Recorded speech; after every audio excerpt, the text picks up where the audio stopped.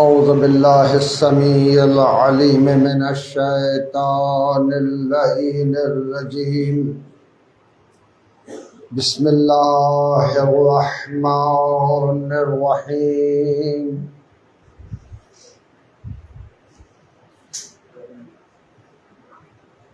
الحمد لله الذي لا يبلغ مدحته القائلون ولا يحصي نعمه العادون ولا يؤدي حقه المجتهدون الذي لا يدركه بعد الحمم ولا يناله غوص الفتن الذي ليس لصفته حد محدود ولا نعت موجود ولا وقت معدود فطر الخلائق بقدرته ونشر الرياح برحمته والصلاة والسلام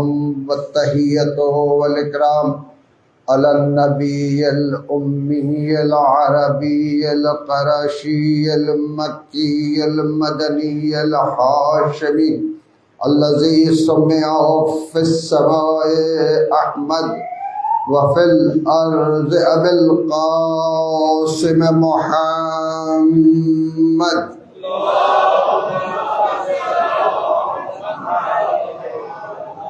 والصلاة والسلام والتحية والإكرام على أهل بيته الطيبين الطاهرين المعصومين المظلومين وصحبه المنتجبين على لعنة الله على أعدائهم أجمعين من يومنا هذا إلى قيام يوم الدين. بسم الله الرحمن الرحيم. ومن يعظم شعائر الله فإنها من تقوى القلوب. صلوات.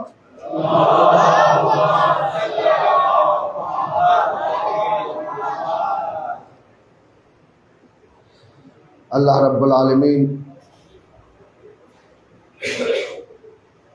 তার নিদর্শনের প্রতি সম্মান প্রদর্শন করাকে তাকওয়ার বহিঃপ্রকাশ হিসাবে আখ্যায়িত করছেন। আল্লাহ রাব্বুল আলামিন কোরআনে আহসানুল কিসাস অর্থাৎ আম্বিয়ায়ে কেরাম ওনাদের জীবনে ঘটে যাওয়া গুরুত্বপূর্ণ ঘটনা, যেখানে আমাদের জন্য শিক্ষা নিয়োজিত রয়েছে, সেটাকে আল্লাহ রাব্বুল আলামিন কোরআনে স্পষ্ট করেছেন। আমরা বারবার সে আয়াতগুলা তেলাওয়াত করে থাকি। আমরা বারবার এই আয়াতের অনুবাদ ও তাফসির পড়ে থাকি, যেখান থেকে আমরা এই শিক্ষা গ্রহণ করি যে এই ঘটনাগুলি যেগুলো কোরআনে উল্লেখ করা আছে, হযরত নূহ তিনি কিভাবে নেজাত প্রাপ্ত হলেন, হযরত ইউসুফের সাথে তার ভাইরা কেমন আচরণ করলো, কিভাবে হযরত ইউসুফ ধৈর্যশীল হয়ে এই বিপদ থেকে নিজেকে উদ্ধার করলেন, হযরত ইব্রাহিম আলাইহিস সালাতু ওয়াস সালাম মহান ত্যাগ আল্লাহ রাব্বুল আলামিনের দরবারে উপস্থিত করলেন, এবং আজ তার স্মরণে সমস্ত মুসলমানরা কুরবানি করে থাকেন।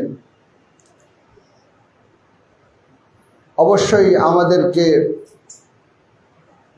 এই কেসাসগুলোর প্রতি যদি নজর দিই, তাহলে অবশ্যই আমাদেরকে এই বিষয়টাকে উপলব্ধি করতে হবে যে আল্লাহ রাব্বুল আলামিন সেই ঘটনাগুলা যেগুলো শিক্ষণীয়, যেগুলা থেকে শিক্ষা গ্রহণ করা যায়, যেটা তাৎপর্যপূর্ণ, সেগুলাকে বুকে ধারণ করা, সেগুলোর প্রতি শ্রদ্ধা জানানো, সেগুলো থেকে শিক্ষা গ্রহণ করা, এটা আমাদের দায়িত্ব। 61 হিজরিতে ঘটে যাওয়া ঘটনা অনেক বড় একটি ঘটনা।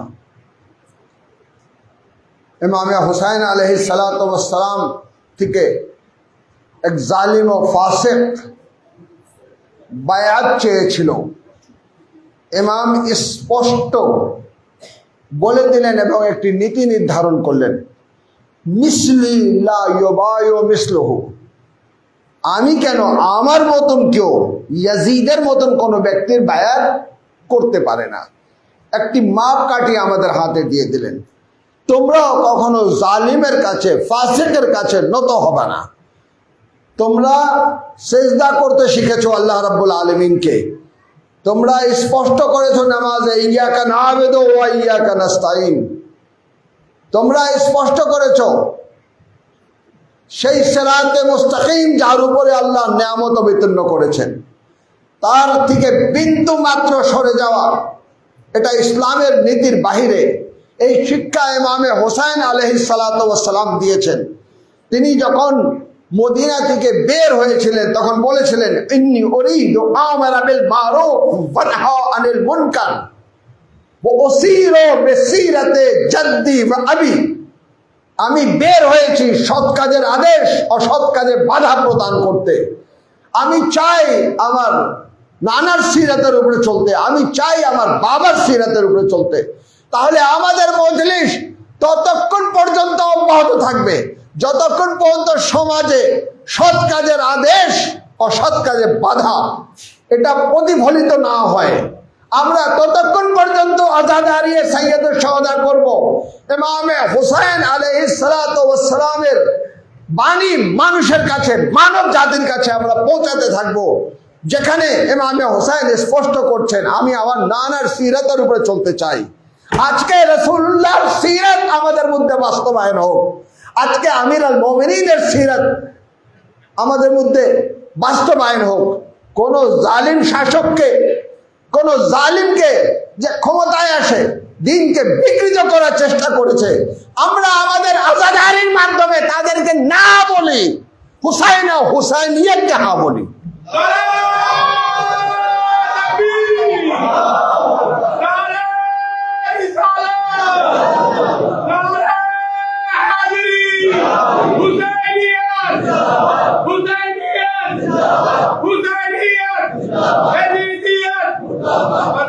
সমস্ত ফাসিক ও জালিমকে না বলার শিক্ষা, না বলার সাহস আমাদেরকে আজাদারিয়ে সাইয়্যিদুশ শুহাদা জুগিয়েছে। এই আজাদারিয়ে সাইয়্যিদুশ শুহাদা যারা করত তারাই পেরেছে ইসলামী বিপ্লব প্রতিষ্ঠা করতে। এই কারণে ইমামে খোমেনি রহমতুল্লাহ আলাইহি বলেছেন, মাহারচে দারিম আজ কারবালা দারিম, আমাদের কাছে যা কিছু রয়েছে সেটা কারবালার মাধ্যমে রয়েছে, কারবালার কারণে রয়েছে। কারবালার শিক্ষায় এই বিপ্লব প্রতিফলিত ঘটেছে, যে বিপ্লব জালিমের বিরুদ্ধে, মাজলুমের পক্ষে। মওলায়ে কায়নাতের ওয়াসিয়তের উপরে আমল। তিনি তার সন্তানদের বলেছিলেন, লিজালিমিনে খাসমা ওয়া লিল মাজলুমিনে আওনা, জালিমের বিরুদ্ধে তোমাদের ধিক্কার জানাতে হবে, খাসম এবং মাজলুমের পক্ষে অবস্থান নিতে হবে। আমরা সেই নীতি আমাদের জীবনে বাস্তবায়ন করতে চাই, যেই জন্য সব সময় আমরা হুসাইনিয়াতের চর্চা অব্যাহত রেখেছি। এই হুসাইনিয়াতের চর্চা আমাদেরকে সাহস জুগিয়েছে। আলী আকবরের শাহাদাত আমাদের যুবকদেরকে সেই চেতনা জাগ্রত করেছে।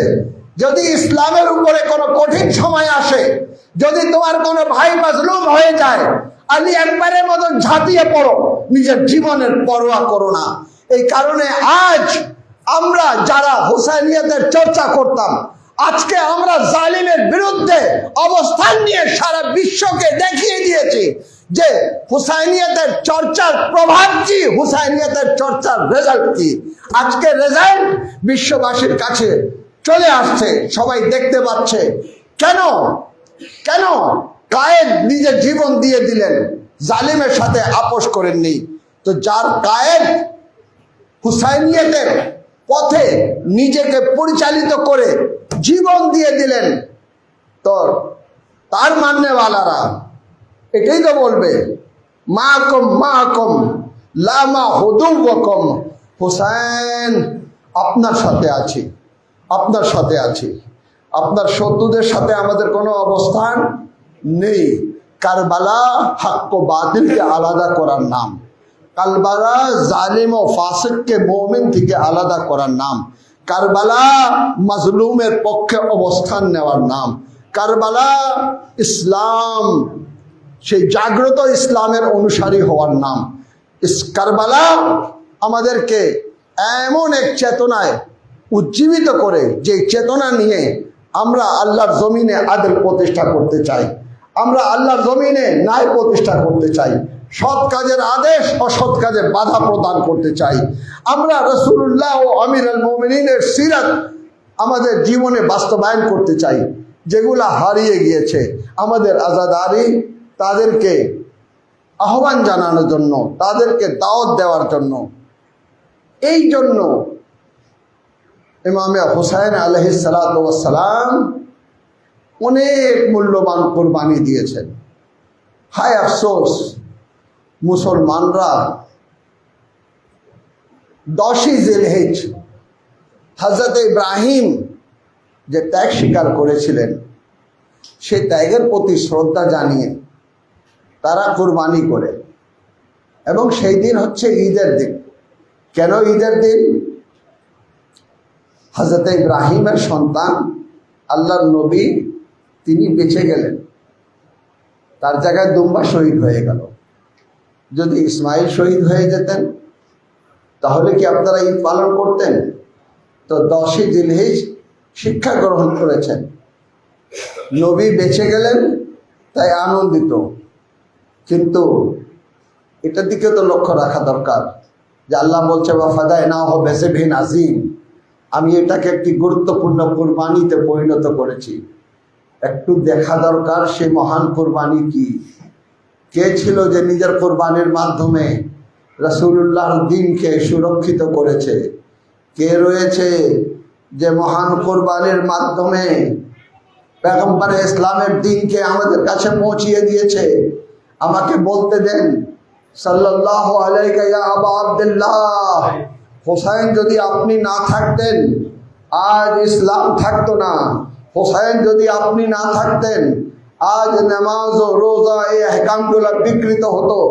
আপনার কারণে আজকে ইসলাম বেঁচে আছে, আপনার কারণে আজ আমরা শরীয়তের উপরে আমল করতে পারছি। এই জন্য আমাদেরকে বলতে দেন যে আমরা এইভাবে বলবো, সাল্লাল্লাহু আলাইকা ইয়া আবা আব্দুল্লাহ, দরুদ ও সালাম হোক আপনার উপরে, হে হুসাইন, যিনি বুকের তাজা রক্ত দিয়ে ইসলামকে বাঁচিয়েছেন, ইসলামকে সুরক্ষিত করেছেন। আল্লাহু আকবার। কেমন ত্যাগ স্বীকার করতে হলো, কেমন ত্যাগ স্বীকার করতে হলো। 28শে রজব মদিনা ছেড়েছেন, রাসূলের রওজা ছেড়ে আসা কম ছিল না, হুসাইনের জন্য অনেক কঠিন ছিল। মায়ের রওজা থেকে বিদায় নেওয়া হুসাইনের জন্য অনেক কঠিন ছিল। সেখানে চলে আসলেন, যে শহরকে আমন বলা হয়েছে, মক্কায় চলে আসলেন। কিন্তু জানতে পান যে ইয়াজিদ তাকে মেরে ফেলতে চায়। তিনি চাননি যে আমার রক্তে মক্কার পবিত্র ভূমি রঞ্জিত হোক, তিনি চাননি। তিনি চেয়েছেন যে কাতিল যেন স্পষ্ট হয়, এমন না হয় যে গুপ্ত হত্যা চালানো হয় আর কাতিল চিহ্নিত করা যায় না। এই জন্য তিনি 8ই জিলহিজ তিনি মক্কা থেকে কুফার উদ্দেশ্যে রওনা দিলেন। 2 মুহররম কারবালায় এসেছেন। আল্লাহ আসহাব ও আনসারে ইমামে হুসাইন কারবালায় পৌঁছানোর আগেই তারা বুঝতে পেরেছিলেন কোন দিকে যাচ্ছি, যেখানে যাচ্ছি সেখান থেকে আমরা ফিরে আসতে পারবো না। আল্লাহ ইমামে হুসাইন 2 মুহররম কারবালায় পৌঁছে গেলেন। বানি আসাদের কাছ থেকে জমিন ক্রয় করেছেন, বলেছেন এখানে আমাদের মাজার হবে। তোমাদের প্রতি আমাদের ওসিয়ত, যারা জিয়ারত করতে আসবে তাদের মেহমান বানাবা, তাদের মেহমানদারি করবা। আল্লাহ আল্লাহ, ইমামে হুসাইন শাহাদাতের পূর্বে আপনাকে স্মরণ করছেন। ইমাম যখন আলী আসগরকে নিয়ে যাচ্ছেন তখন আপনাকে স্মরণ করছেন। শিয়াতি লাইতাকুম ফি ইয়াউমে আশুরা জামিআন তানজুরুনি, হে আমার শিয়ারা, তোমরা যদি কারবালায় উপস্থিত থাকতা তাহলে দেখতা আমি কেমন ভাবে আমার বাচ্চার জন্য পানি চেয়েছিলাম, আর পানি পরিবর্তে তীর এসে শোভা দ্বারা আমার আলী আসগরকে শহীদ করা হয়েছে। আজরকুম আল্লাহ।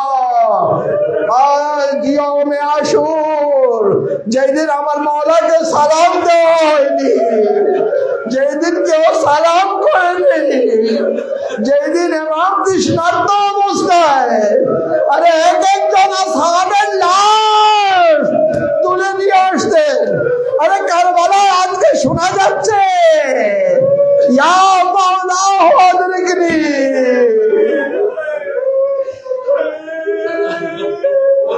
ইয়া আকা আদরিকনি। আকা কখনো হাবিব ইবনে মাজাহিরের লাশে, কখনো মুসলিম ইবনে ওসাজার লাশে, কখনো বুরায়রে হামাদারের লাশে। এক পর্যায়ে আত্মীয়দের মধ্যে কেউ থাকেনি, হুসাইন আসাদের লাশকে দেখছেন, বলছেন তোমরা চলে গেলাম, এ আলী আকবর তাকাদ্দাম ওয়ালাদি, এ আলী আকবর এগিয়ে আসো। আল্লাহ আল্লাহ, আলী আকবর এগিয়ে আসলেন।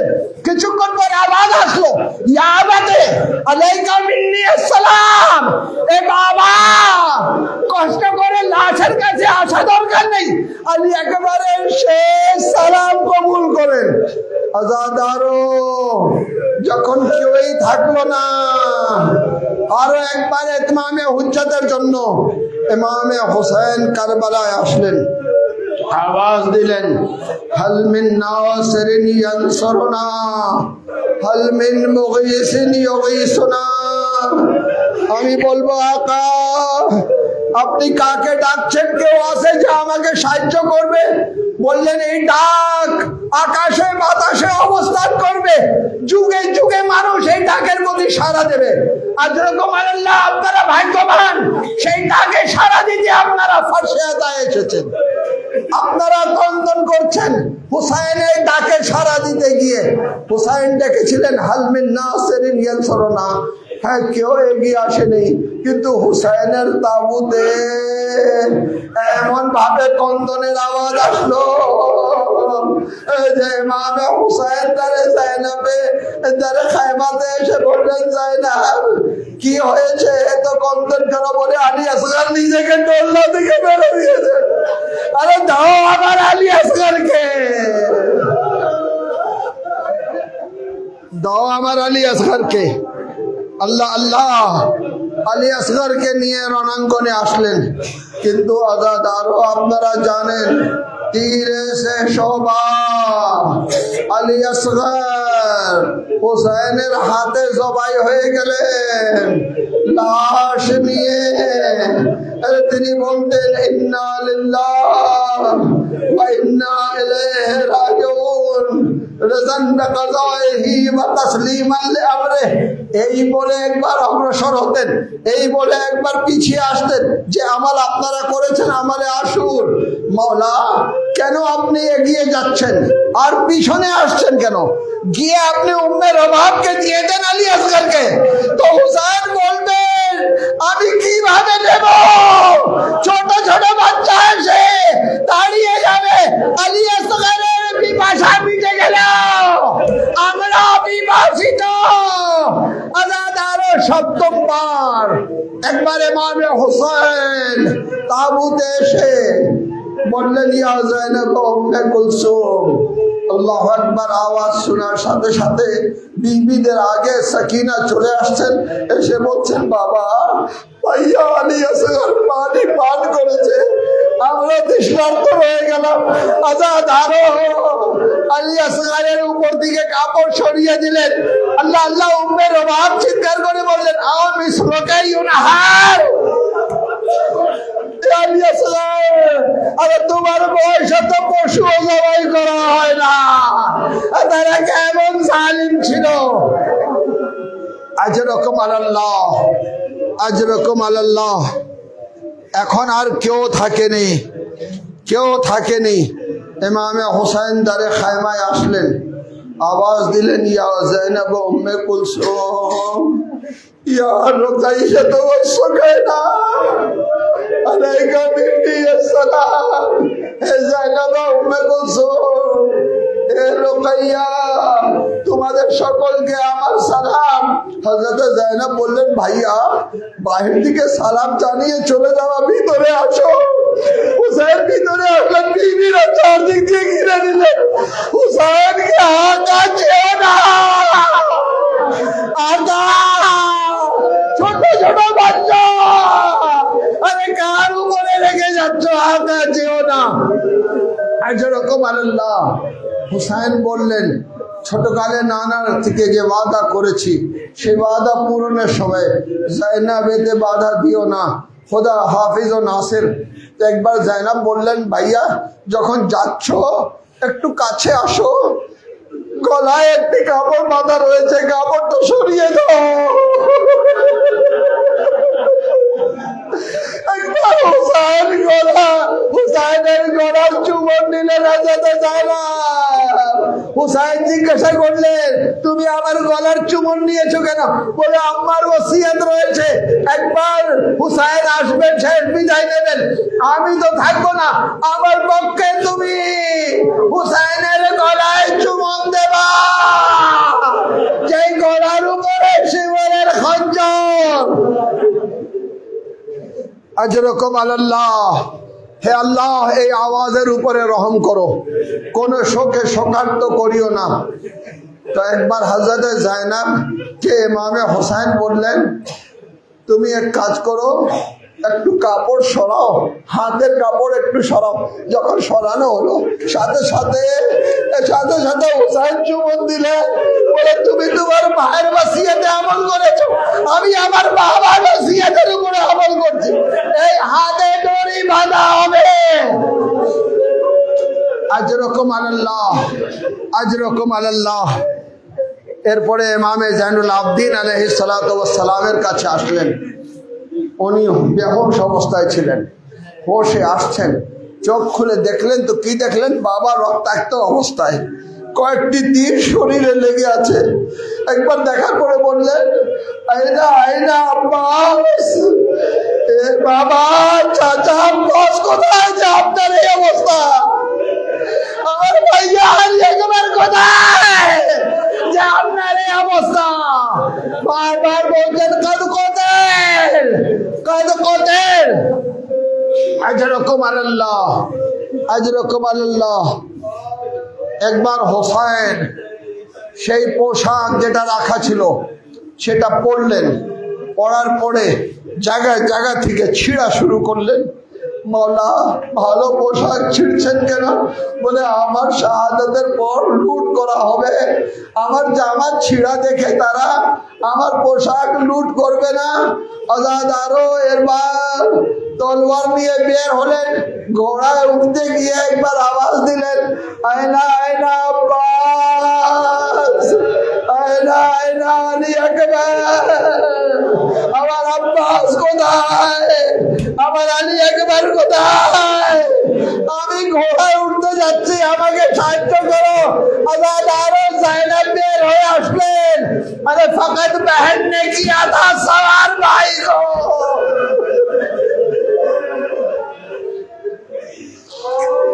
হুসাইন রণাঙ্গনে আসলেন, রণাঙ্গনে এসে আক্রমণ শুরু করলেন।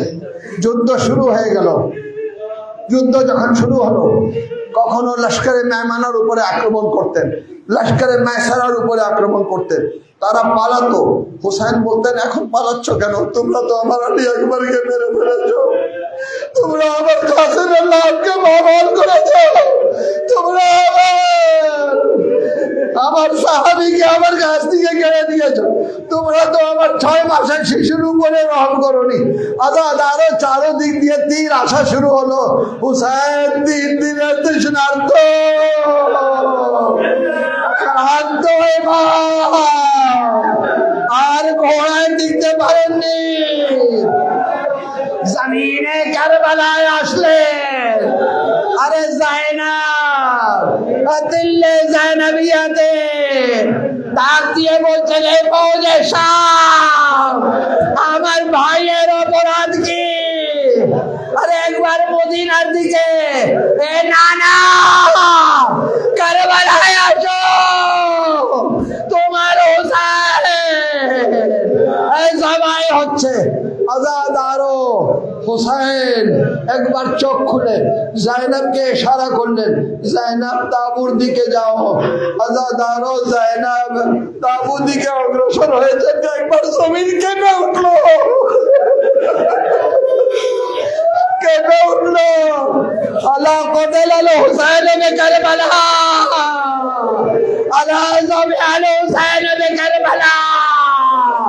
আজাদ আরো, আরে জায়নাব আসলেন সাজ্জাদ, আরে চোখ খুলো, বাবা মারা গেছে। এই দেখো আকাশ থেকে আওয়াজ আসছে, আলা কতাল হুসাইন বে কারবালা। আজাদ আরো সৈয়দে সাজ্জাদ বললেন, ফবি আম্মা পর্দা সরান, তাবুর পর্দা সরান। সরানো হলো। ইমামে সাজ্জাদ দেখলেন নৌকে নাই যার উপরে হুসাইনের ছেলে আকদার আওয়াজ দিলেন, আসসালামু আলাইকা ইয়া আবা আব্দুল্লাহ।